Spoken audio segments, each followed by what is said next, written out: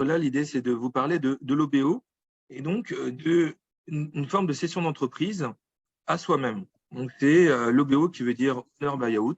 C'est le LBO, Leverage Buyout, mais avec le propriétaire lui-même, c'est-à-dire Owner, le propriétaire en anglais, qui va se vendre la société à lui-même et donc devenir lui-même actionnaire du holding qui rachète sa société.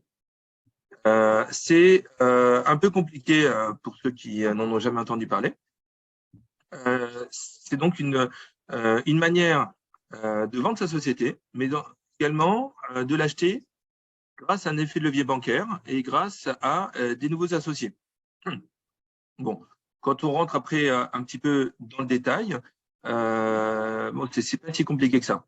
En 2 mots, moi, je suis conseiller en cession d'entreprise basé à Boulogne-Billancourt. On intervient sur des opérations capitalistiques en France et aussi à l'international. J'avais appris l'OBO à l'école, le LBO, mais je n'avais pas tout à fait bien compris ce que c'était. Et surtout, je pensais que c'était réservé à l'époque, au siècle dernier, aux grandes entreprises. Et puis un jour, ma tante, qui est dentiste, m'a dit, tiens, j'ai fait une SEL, une société d'entreprise libérale, j'ai vendu ma patientèle à moi-même. J'ai dit, comment ça, tu t'es vendu ta patientèle, tu as touché de l'argent et en plus, tu es resté actionnaire, propriétaire à 100%? Ah oui, oui, j'ai fait ça comme ça. Je suis passé de propriétaire à titre personnel à propriétaire à travers une société. La société que j'ai créée a acheté la patientèle. Je me suis endetté et donc maintenant, j'ai acheté la patientèle, ma société en est propriétaire et je rembourse tous les ans. C'est là que je me suis dit, si ma tante peut faire ça toute seule avec sa propre patientèle et s'il y a des groupes qui font ça pour 100 millions d'euros, toutes les sociétés, entre 200 000 euros et 100 milliards, peuvent profiter de l'OBO. Il suffit pour cela d'avoir une société, de gagner de l'argent de façon récurrente chaque année et d'être capable de rembourser un certain niveau de dette. Donc, si on dit que, par exemple, on peut rembourser une dette de 1 million d'euros par an, donc on a une annuité d'1 million par an, eh bien, on peut emprunter potentiellement 6 millions d'euros. Et donc, on peut avoir une dette de 6 millions d'euros. Et on peut également apporter 6 millions de capital. Donc, si on a 6 millions de dettes et 6 millions de capital, eh bien, la somme des deux, ça fait 12 millions d'euros. Donc, on a une valorisation d'entreprise de 12 millions d'euros. Et qui apporte ce capital? Le dirigeant lui-même. Donc, dans le cas de ma tante, c'était 100%. Donc, on a 100% du capital qui appartient au propriétaire, mais on peut aussi associer le propriétaire, qui va peut-être avoir seulement 60%, avec des salariés. Donc, l'OBO permet de faire monter au capital des salariés. Et on peut aussi associer un fonds d'investissement ou un concurrent, un entrant potentiel, etc. Ce qui fait qu'on va pouvoir mettre exactement les actionnaires qu'on désire au sein du capital de l'entreprise.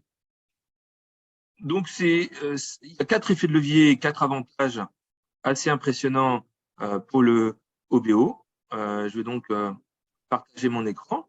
Et les 4 avantages sont l'effet de levier bancaire, parce que avec la dette, eh bien, on va pouvoir acheter l'entreprise en partie.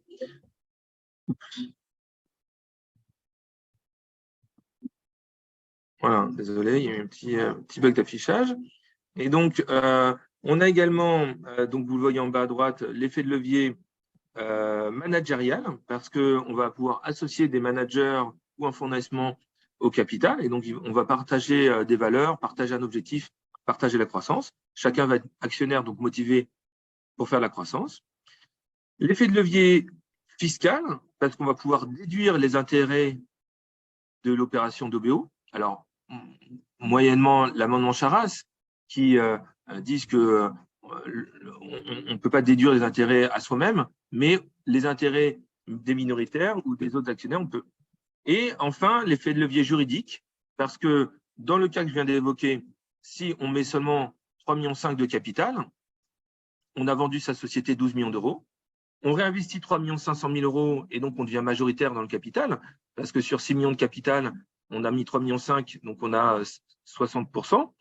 Et les autres actionnaires, ils mettent 2,5 millions et ils ont la minorité. Donc, avec seulement 3,5 millions, on achète la majorité du capital d'une entreprise qui vaut 12. Parce qu'il y a la banque qui met 6 millions d'euros, ils n'ont pas d'action.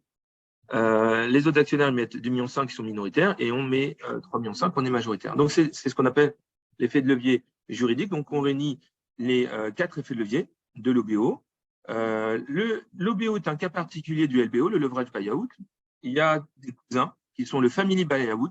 C'est un OBO qui permet à des membres de la famille de monter au capital, les enfants, les neveux, les cousins, un fils et pas la fille, des petits-enfants et pas tout le monde. Et ce qui fait que si par exemple le fils devient, alors le fils ou la fille devient actionnaire ou actionnaire majoritaire, eh bien, on lui donne des actions à celui qui va devenir dirigeant de l'entreprise et l'autre qui n'a pas d'action, on lui donne de l'argent. Donc l'OBO permet aussi de donner à chacun ce qu'il veut recevoir. Le MBO, Management Buyout, ça permet en plus de faire monter le management au capital, ou encore le Management Buy-in, ça permet de faire rentrer des nouveaux managers qui ne sont pas encore au capital, de les faire entrer au capital. Donc, on a des objectifs de dégager du cash, ça permet de faire sortir de l'argent. Dans l'exemple de la société qui vaut 12 millions d'euros, on réinvestit 3,5 millions dans l'opération, on reste majoritaire, et on a touché 8,5 millions. Et ces 8,5 millions, c'est de l'argent, on va pouvoir faire ce qu'on veut avec. C'est pour ça que tout à l'heure, Olivier va pouvoir vous dire qu'est-ce qu'on peut faire avec l'argent. On réduit le risque lié à son patrimoine, parce que on est exposé à 100% dans sa société. 90% du patrimoine des dirigeants d'entreprise, c'est seulement leur société. Et là, l'avantage, c'est qu'on a mis 8,5 millions de côté, on fait ce qu'on veut avec, de l'immobilier, d'autres entreprises, des déplacements financiers, des placements sécurisés, etc. Et il n'y a que 3,5 millions qu'on laisse dans l'entreprise, mais ces 3,5 millions demain peuvent valoir encore 12 ou 20 millions d'euros. Parce qu'il suffit de rembourser la dette et on reste majoritaire et la société fait un peu de croissance et donc cet argent va augmenter. Pérenniser l'activité grâce à des personnes complémentaires, comme on a mis un fonds d'investissement capital, comme on a mis des managers au capital, eh bien ces personnes vont nous aider à prendre des bonnes décisions demain. Et donc, on n'est plus tout seul pour prendre des décisions stratégiques. Devenir rentier, parce que les 8 500 000 euros qu'on a sortis, ben, ils vont avoir un rendement. Et si on est seulement à 5% de rendement, eh bien 5% de 8,5 millions, ça fait quand même plus de 400 000 euros. Et une fiscalité avantageuse. Enfin, il y a d'autres avantages. Éviter de perdre le capital d'une seule société. Quand on a une société, c'est hyper risqué. C'est un seul secteur d'activité, une seule entreprise, un seul dirigeant. Quand on investit en bourse, déjà, on vous dit, n'investissez pas plus que 10 ou 20% de votre patrimoine en bourse. Et puis, on vous dit, n'investissez pas tout dans des petites sociétés, prenez des grosses sociétés avec beaucoup de dirigeants sur beaucoup de marchés. Et puis, pas dans tous dans le même secteur d'activité. Prenez un peu d'automobile, un peu de digital, un peu de pharmaceutique, un peu de banque. Et donc, pour réduire le risque. Alors que là, on a 100% du risque dans un seul secteur d'activité, un seul dirigeant et une seule entreprise. L'OBO, c'est une bonne affaire parce qu'on vend sa société aujourd'hui, mais on reste actionnaire minoritaire ou majoritaire. On revend à nouveau la société dans 3 ou 6 ans. On a pris une dette sur 7 ans, mais on peut la revendre avant l'échéance. C'est comme quand on achète un bien immobilier sur 25 ans. En moyenne, les Français revendent le bien immobilier au bout de 6 ans. Donc, un client, il a fait 5 OBO en 20 ans. Donc, tous les 4 ans, en moyenne, il refait un OBO et il double la valeur de sa société. Voilà, c'est une transmission soft et réussie car progressive. Et soft et réussie pour l'entreprise, les actionnaires, le management, les acquéreurs. Patrice, est-ce que tu peux spécifier, parce que je sais que ça a été souvent, cette question est revenue souvent, si tu veux, dans les précédents webinaires, tu peux spécifier pour quel type de secteur d'activité, pour quelle taille, parce que les gens ont l'impression que c'est seulement pour un secteur d'activité ou une taille spécifique. Donc, c'est bien que tu leur ouvres les idées et les pensées et la réflexion. Alors, j'ai commencé par parler de ma tante qui était dentiste pour dire que l'OBO est adapté à beaucoup de secteurs d'activité et à beaucoup de tailles, entre 200 000 euros et 200 millions d'euros. Maintenant, si je vous donne des exemples d'opérations que j'ai faites, eh bien, c'est sur des secteurs d'activité variés. Coptis, un OBO qu'on a fait en 2021 pour un éditeur de logiciels pour le domaine cosmétique. Bage, une société de construction de réseaux, télécom, adduction d'eau, ou encore Silae, un réseau de centres de santé dentaire. Maintenant, j'ai fait des opérations pour 1300 transactions avec mes associés. Donc, on intervient sur des secteurs variés. Actuellement, j'ai une société de services de nettoyage à vendre, une société de services informatiques, une société qui envoie des courriers, une école de commerce. Et hier, on m'a appelé pour une boulangerie à vendre. Je lui ai dit que je ne pouvais pas le faire, mais j'ai réussi à trouver quelqu'un qui va s'occuper de sa boulangerie. Donc, ce qui est important pour faire un OBO, c'est la récurrence de l'activité. S'il n'y a pas de récurrence et il n'y a pas de rentabilité, on ne va pas pouvoir bénéficier d'une dette bancaire.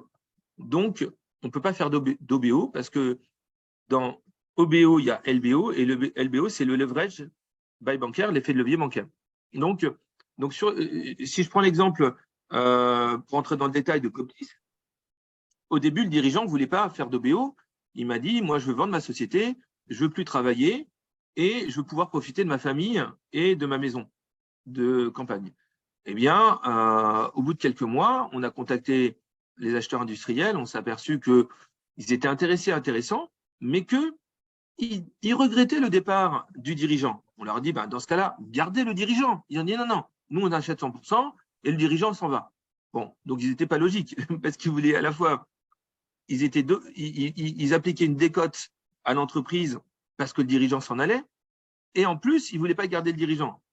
Un peu schizophrène. Donc, on a dit aux dirigeants, écoutez, vous avez une valeur, ça serait bien que vous restiez. Ah non, jamais de la vie, je ne veux pas rester. OK, vous ne voulez pas rester, pourquoi? Eh bien, elle nous a listé tout ce qu'elle ne voulait plus faire. Elle ne voulait plus faire de commercial, plus d'administratif, plus de gestion des ressources humaines, elle ne voulait plus faire de déplacement à l'international. On a dit OK, mais est-ce que vous êtes d'accord pour investir un peu de votre capital dans le holding de reprise? Elle a dit OK. OK, est-ce que dans quoi vous êtes vraiment essentiel et dans quoi vous êtes épanoui? Moi, je suis épanoui pour valider les projets technologiques et pour valider la stratégie. Et ça vous prend combien de temps? Elle nous a dit 1 jour ou 2 par mois. Donc, finalement, elle a vendu sa société à un fonds d'investissement, elle a réinvesti au capital et elle travaille aujourd'hui 1 ou 2 jours par mois. Eh bien, on a fait du sur-mesure et ça lui a permis de valoriser sa société 2 fois plus cher, donc de toucher 2 fois plus d'argent tout de suite et en plus de rester actionnaire. Et ce qu'elle a réinvesti dans l'entreprise, en 1 an, ça vaut déjà plus cher que 100% du capital de l'entreprise auparavant. Donc, c'est un OBO vraiment très réussi. J'ai encore discuté la semaine dernière avec un des actionnaires. Bage, pareil, c'était un dirigeant qui voulait vendre sa société et on a fait un OBO. Au début, il voulait vendre. Pourquoi? Parce que mon directeur général, il a 67 ans et donc il va bientôt partir.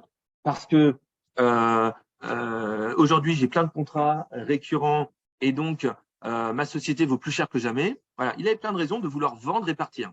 On dit OK, mais pareil, les acheteurs, ils ont appliqué une décote parce qu'ils partaient. Donc on lui a proposé l'OBO, ça lui a beaucoup plu. Alors là, pour le coup, il travaille à 100% depuis. Il n'a pas dit qu'il voulait travailler moins, il a dit qu'il voulait travailler mieux. Il a dit comment je vais faire parce on l'a aidé à tripler la taille de son entreprise. On lui a vendu des sociétés et maintenant il dirige un groupe qui est 4 fois plus gros qu'auparavant.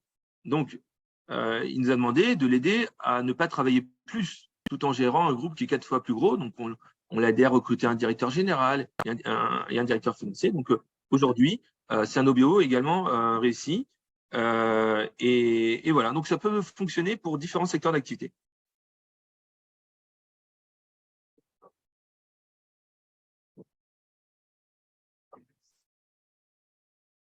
Est-ce que c'est clair pour tout le monde? Avant de passer à Olivier, est-ce qu'il y avait peut-être une ou deux questions? Je n'ai pas vu de questions, Patrice. Je n'ai pas vu des questions. Olivier, est-ce que tu veux partager ton écran? Oui, avec plaisir. Est-ce que vous voyez mon écran, du coup? Oui. Oula. Super, donc une fois qu'on a réalisé un OBO ou qu'on a cédé son entreprise, se pose la question du réemploi des sommes qu'on a dégagées. Donc moi, je suis conseiller en gestion de patrimoine à Paris et j'accompagne mes clients dans la réflexion, en fait. D'abord, il faut bien définir les besoins qu'on va avoir, bien étudier le spectre des possibles Et ensuite, il faut choisir les bonnes solutions parmi le spectre des possibles qui s'offrent à nous. Donc, nous, notre rôle, c'est d'aller sélectionner les meilleurs acteurs pour chaque thématique de placement et d'être force de proposition sur des placements, sur du réemploi d'argent qui peuvent être originaux et décorrélés de solutions classiques. Alors, je vais dérouler le cheminement de réflexion qu'il faut avoir, à mon sens, quand on a ce type de problématique. Alors, la première question à se poser, puisqu'on est dans un webinaire quand même lié aussi à l'expatriation au Portugal, c'est est-ce que ça peut avoir un avantage fiscal dans le cadre d'une cession d'entreprise de partir au Portugal et de céder son entreprise après? Donc, la réponse là-dessus est non. La motivation à partir au Portugal, en tout cas, ne peut pas être purement fiscale. Parce qu'en matière de cession d'entreprise, la France reste quand même une sorte de paradis fiscal avec des dispositifs comme le pacte du Dutreil quand on veut transmettre l'entreprise à ses enfants, à des héritiers ou qu'on veut la transmettre à une personne extérieure, avec un système d'apport-cession qui permet de bénéficier d'exonération d'impôts sur les plus-values. Et quand on part au Portugal, si on détient une entreprise en France, on reste de toute façon imposé à l'impôt sur les plus-values en France, dès lors qu'on a des participations significatives dans cette entreprise. Donc, le fait de s'expatrier au Portugal ne permet pas de bénéficier d'un régime de faveur dans le cadre d'une cession ou d'une opération d'OBO. Il y a une chose que le Portugal offre, c'est ce qu'on appelle le régime RNH, le régime résident non habituel, qui permet en fait d'avoir une exonération d'impôts sur les revenus de sources étrangères quand on est résident au Portugal. Donc ça peut être intéressant dans un cas, c'est si vous avez une holding patrimoniale en France, un peu une cash box, que vous versez, que vous avez des placements au sein de cette holding en France, que vous versez des dividendes en tant que résident fiscal portugais. Là, vous allez ne pas être exonéré d'impôts au Portugal sur ces dividendes et avoir une fiscalité réduite en France. Par contre, pour bénéficier de ce système, il faut être vraiment résident fiscal portugais et donc il faut avoir sa résidence au Portugal, son centre des intérêts vitaux au Portugal et il faut que la majorité de vos revenus ne proviennent pas de France. Souvent, on se dit qu'on va partir au Portugal aussi parce que c'est un pays où il n'y a pas de droit de succession. Donc, on se dit qu'à terme, on va pouvoir bénéficier d'une exonération de droit de succession sur le patrimoine qu'on a constitué. Donc ça aussi, c'est pas toujours vrai parce que certes, au Portugal, vous n'avez pas de droit de succession, mais pour tous les biens qui restent en France, qui restent sur le sol français, les droits de succession français s'appliquent toujours. Et si jamais vos héritiers habitent en France, si vous êtes au Portugal, même si vous n'avez plus de patrimoine en France, mais que vos héritiers, eux, sont résidents fiscaux français, eh bien, de toute façon, toute votre succession sera taxée. Donc voilà, c'était un petit point pour dire que, en tout cas, en matière de cession d'entreprise, le Portugal, c'est pas une solution miracle. Donc ensuite, quand on fait une opération d'OBO ou qu'on cède son entreprise, on se retrouve avec un patrimoine financier important, des liquidités sur son compte, et donc se poser la question de comment les employer. La première question à se poser, selon moi, c'est quels sont nos besoins, en fait. Est-ce qu'on a besoin de revenus complémentaires parce qu'on a arrêté de travailler et donc on a besoin d'une forme de rente régulière? Donc, quand on parle de revenus complémentaires, on pense plutôt à des solutions de placement type immobilier ou type des solutions qui vont rapporter des intérêts où on va avoir un revenu qui tombe régulièrement tous les mois sur son compte.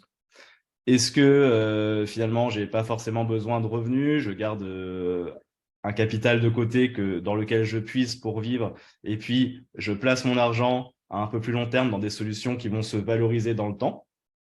Souvent, quand je parle avec des clients qui cèdent leur entreprise, ils sont assez préoccupés par avoir un revenu de substitution, donc ils pensent en premier lieu à des solutions qui vont leur générer des intérêts. Mais quand on creuse un petit peu, en fait, on se rend compte qu'avoir un capital placé dans des enveloppes qui peuvent être avantageuses fiscalement, qui va se valoriser dans le temps et bien diversifier sur différentes solutions, dans lesquelles on fait des retraits pour assurer son besoin de train de vie, c'est aussi des solutions qui peuvent répondre aux besoins.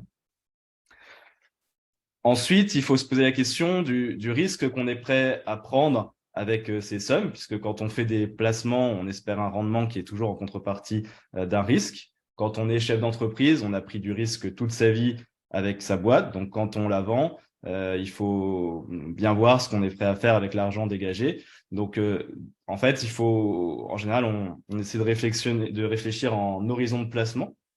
Donc, on réfléchit quel capital je vais pouvoir placer à un horizon de 2 ans, un horizon de 3 ans, un horizon de 10 ans. On réfléchit aux fluctuations du capital qu'on est prêt à subir.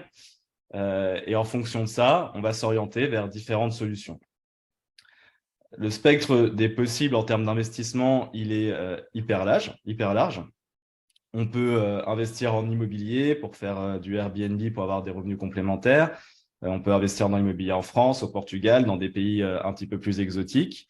On peut opter pour des placements financiers, type des obligations, des actions, des produits structurés sur mesure. On peut investir en private equity, c'est des fonds qui vont réinvestir dans l'économie réelle directement dans des entreprises avec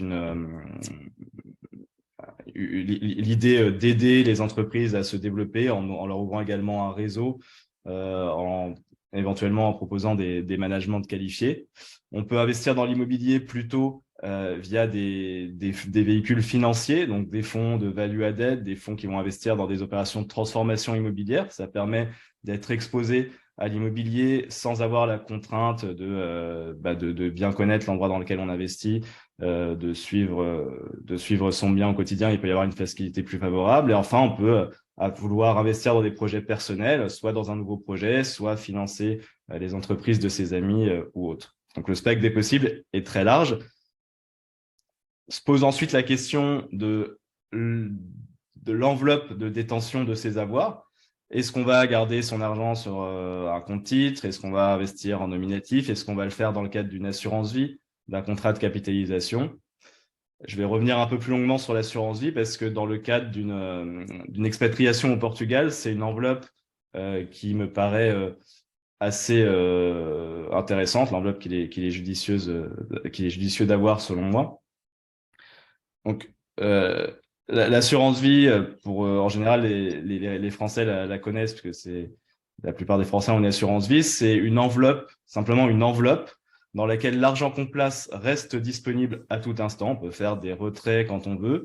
Et l'avantage, c'est qu'il n'y a aucune fiscalité sur les gains qu'on fait tant qu'on ne retire pas d'argent de l'enveloppe. Donc, il y a un effet capitalisation qui est assez fort puisque il y a pas d'impôt qui vient réduire le capital qui est placé pour l'année suivante. Ensuite, c'est un outil de transmission hyper avantageux puisque vous pouvez transmettre à vos héritiers 152 000 € en franchise de droits de succession par personne. Et tout ce qui dépasse, c'est imposé à 20% jusqu'à à peu près 800 000 €.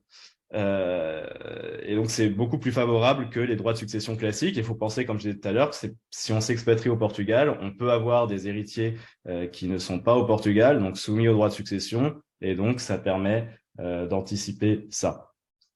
Enfin, en termes de fiscalité sur les plus-values, ça va être l'enveloppe la plus avantageuse pour un résident portugais, puisque après 8 ans, quand on fait des retraits sur une assurance vie au Portugal, on est imposé qu'à 11% sur la plus-value qu'on dégage, alors que l'imposition classique sur les plus-values au Portugal, c'est un taux de 28%.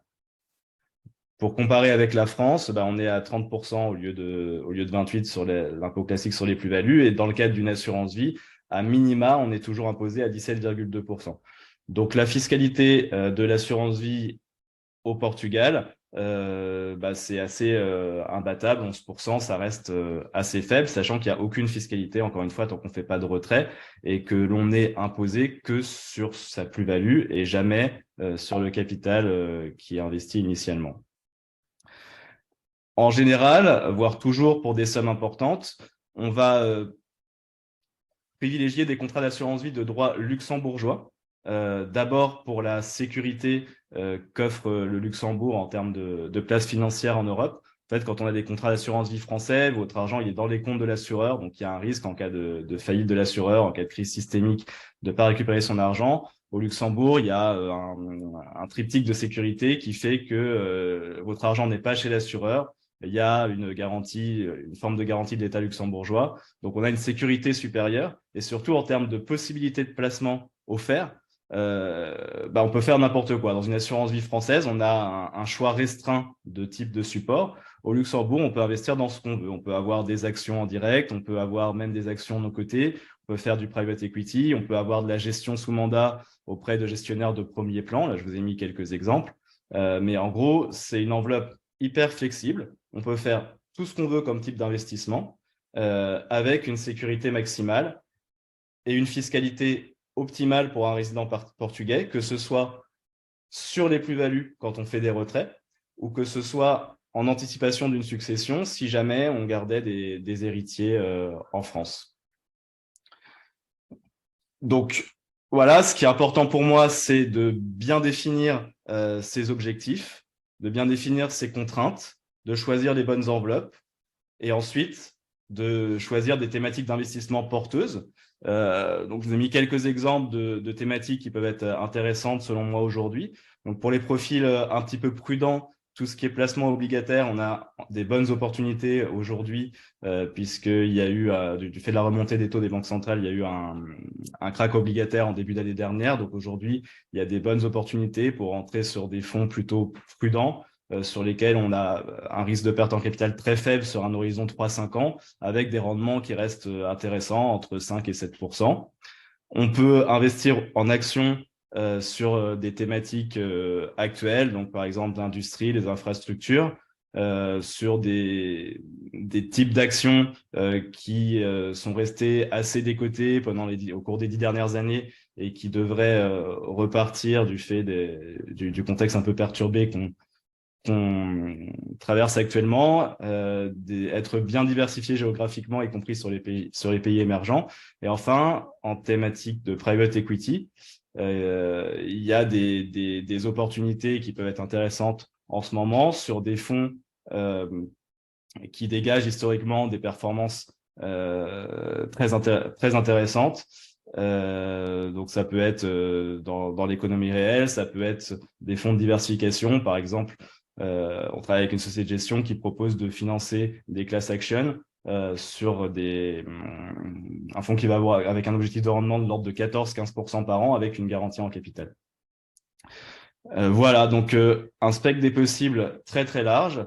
L'idée, nous ce qu'on propose, c'est un accompagnement pour aider à définir les besoins et ensuite, encore une fois, aller sélectionner les meilleurs acteurs sur les thématiques d'investissement qui auront été retenus.